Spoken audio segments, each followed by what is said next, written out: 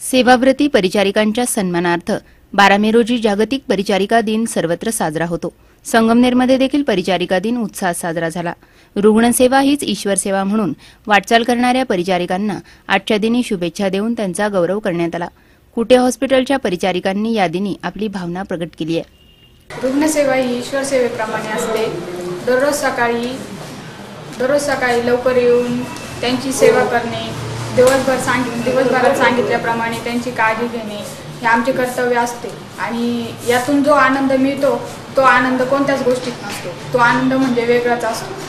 आज परिचारिका दिनानिमित्त सर्व परिचारिकांना आमच्या तर्फे हार्दिक शुभेच्छा।